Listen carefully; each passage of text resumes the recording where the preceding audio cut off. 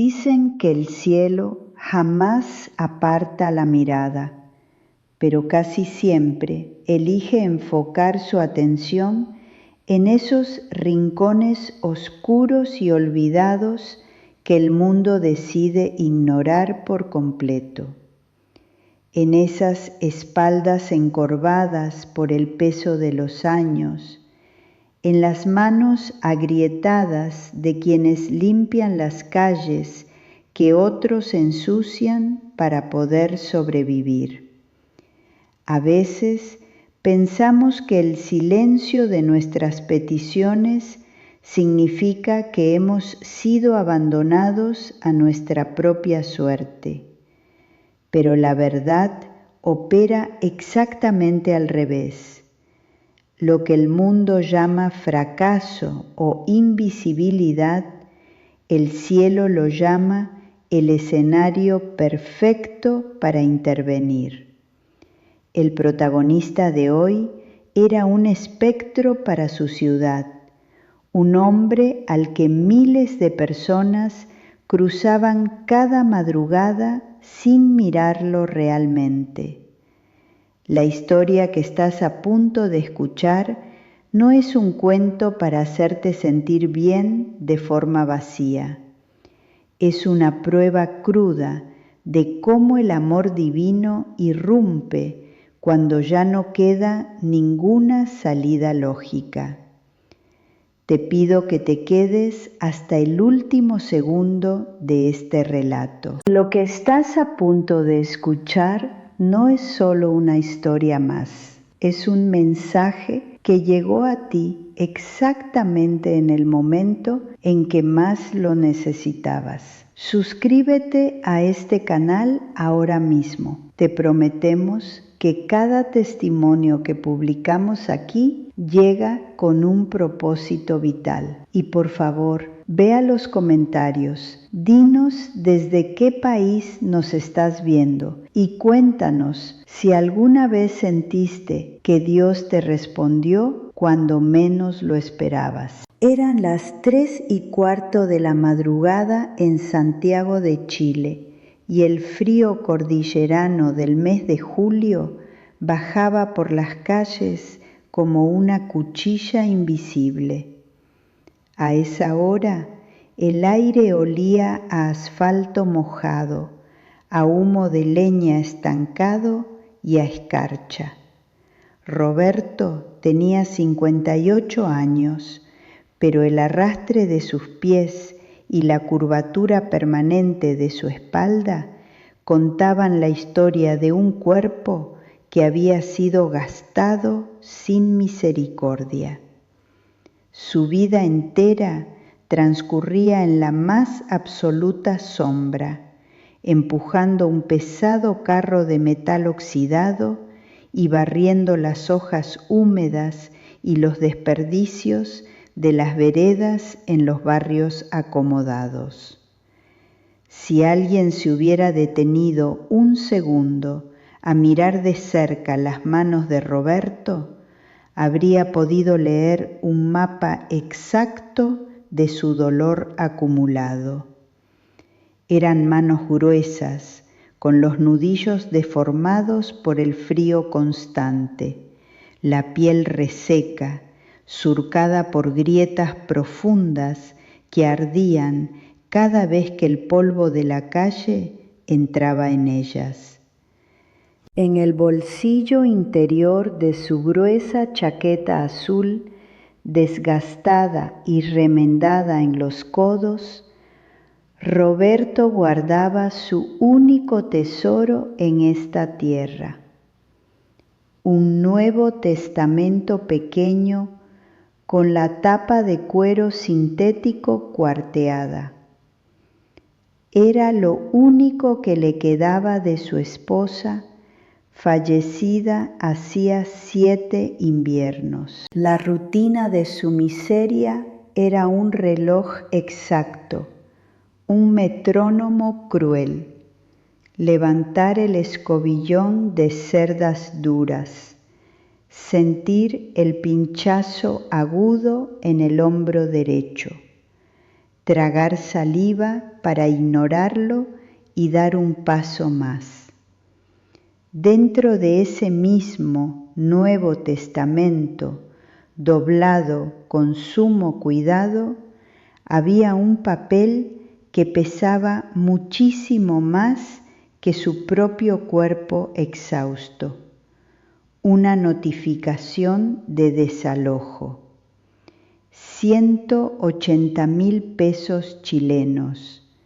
Ese era el número exacto, la deuda irrenunciable de 2 meses de alquiler de la pequeña y húmeda habitación que ocupaba en un callejón al sur de la ciudad.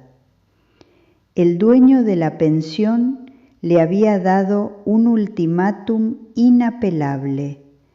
Si el viernes a primera hora no estaba el dinero completo, la puerta sería bloqueada con un candado. Era la madrugada del jueves. Roberto no hablaba de su terror con los demás barrenderos en el depósito municipal.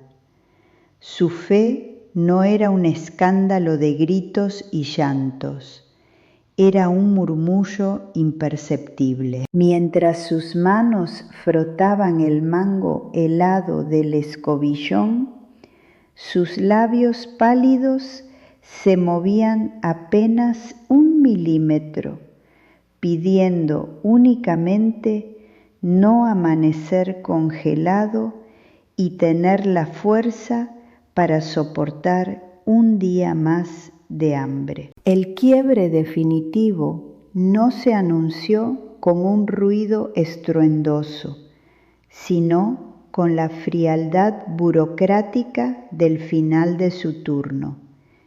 A las 6 de la mañana, bajo un cielo grisáceo que amenazaba tormenta, Roberto se formó en la ventanilla del contratista para recibir su pago semanal. Le dolía cada fibra de sus músculos, pero la anticipación de esos billetes lo mantenía de pie.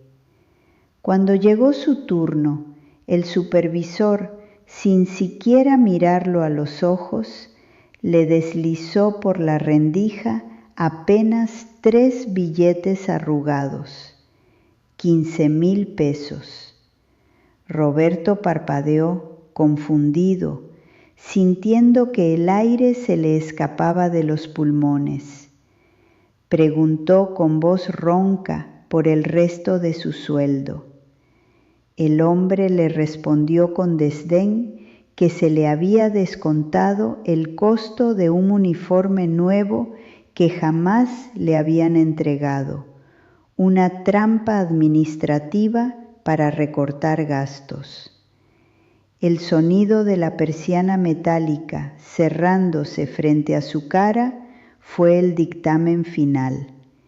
15.000 pesos. Eso era absolutamente todo lo que el sistema consideraba que valían sus madrugadas en vela soportando el hielo.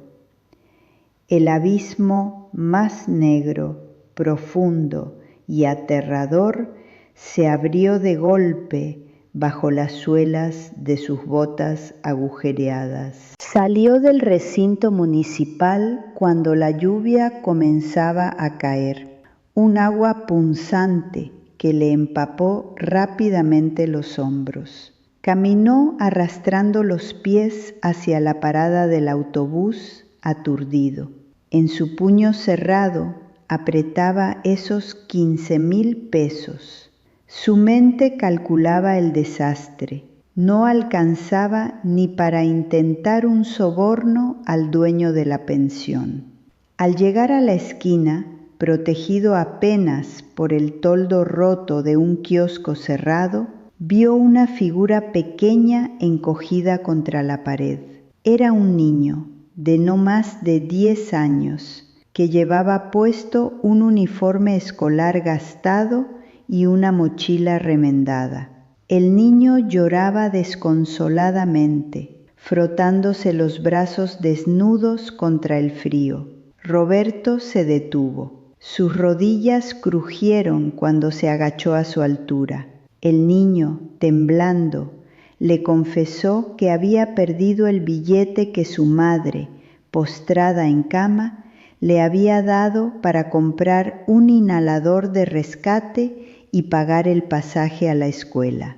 El farmacéutico lo había echado a la calle. Roberto miró su propio puño cerrado. Ese dinero era su única barrera contra la indigencia total. Era un plato de comida caliente, era su pasaje de regreso a su miseria. El instinto más básico de conservación humana le ordenaba seguir caminando. Le gritaba que el mundo lo estaba aplastando a él y que no podía salvar a nadie. Pero Roberto soltó la tensión de sus dedos. Sus manos callosas tomaron la pequeña mano helada del niño, la abrieron y depositaron los 15,000 pesos exactos. Sin decir una palabra, se puso de pie, le acarició la cabeza al niño y comenzó a caminar bajo la lluvia. Si estás escuchando esto y sientes que la vida te ha puesto contra la pared, si alguna vez te has quitado el bocado de la boca para dárselo a alguien más y a cambio sentiste que el mundo te castigaba, hundiéndote todavía más en la escasez, quiero que me escuches bien. Ese dolor sordo y solitario que cargas en este momento no es invisible. Quienes hacemos este canal conocemos perfectamente esa angustia de no saber cómo sobrevivir al día de mañana. Por favor, suscríbete a este canal ahora mismo y baja a los comentarios. Escribe ahí el peso de tu carga, deja tu petición, porque nosotros nos comprometemos solemnemente a leerte y a orar por ti, por tu nombre y por tu situación económica. No estás solo, jamás lo has estado, aunque absolutamente todo a tu alrededor te grite furiosamente que sí. El viaje de regreso fue una marcha fúnebre de 15 kilómetros. Roberto tuvo que caminar por toda la avenida bajo el aguacero, porque ya no tenía ni una sola moneda para el autobús. Cuando finalmente llegó a su callejón el viernes por la mañana, con las botas destrozadas y los pies entumecidos, su peor pesadilla se había materializado. En la puerta de madera podrida de su cuarto brillaba un candado de acero inoxidable. A los pies de la puerta, dentro de una bolsa plástica negra de consorcio, estaban sus 2 pantalones viejos, una manta delgada y la pequeña olla abollada donde preparaba su té. El casero ni siquiera dio la cara. La sentencia de desalojo se había ejecutado en silencio. Roberto recogió la bolsa con manos que temblaban incontrolablemente. Caminó a la deriva durante horas hasta que la noche cayó y el frío se volvió letal. Buscó refugio bajo las gradas de concreto de una plaza de barrio. Esa primera madrugada a la intemperie fue el segundo golpe, el momento oscuro donde la mente ataca desde adentro. El frío le perforaba los huesos, haciéndolo gemir en voz baja. Metió la mano en su chaqueta y sacó el pequeño Nuevo Testamento. Por primera vez en décadas se sintió profundamente estafado. Miró sus manos destruidas bajo la luz parpadeante del farol. Había entregado su última red de seguridad para salvar a un niño desconocido y como retribución el universo lo había escupido a la acera, tratándolo como a la misma basura que él pasaba las noches recogiendo. El silencio de esa madrugada era asfixiante, abrumador. Sus labios, siempre dispuestos a la oración silenciosa, de pronto dejaron de rezar. La fe se le apagó en el pecho, reemplazada por un bloque de plomo invisible que le cortaba la respiración. ¿Dónde estaba el alivio prometido? ¿Dónde estaba la justicia? Solo estaba la crueldad más sucia del asfalto y la figura quebrada de un anciano al que le habían arrebatado hasta el último gramo de dignidad terrenal. Cerró los ojos, deseando que su corazón exhausto simplemente dejara de latir. Sobrevivió 3 días enteros durmiendo en las calles, tragando el polvo de los autos, su cuerpo deteriorándose rápidamente por la falta de alimento y el frío implacable. La mañana del lunes, el hambre le provocaba mareos constantes. Roberto caminaba arrastrando su bolsa negra cerca de una avenida comercial, cuando el sonido ronco del claxon de una camioneta blanca lo hizo sobresaltarse. El vehículo frenó bruscamente junto a la vereda. Del lado del conductor bajó un hombre de unos 40 años, vestido con un traje de oficinista modesto pero limpio.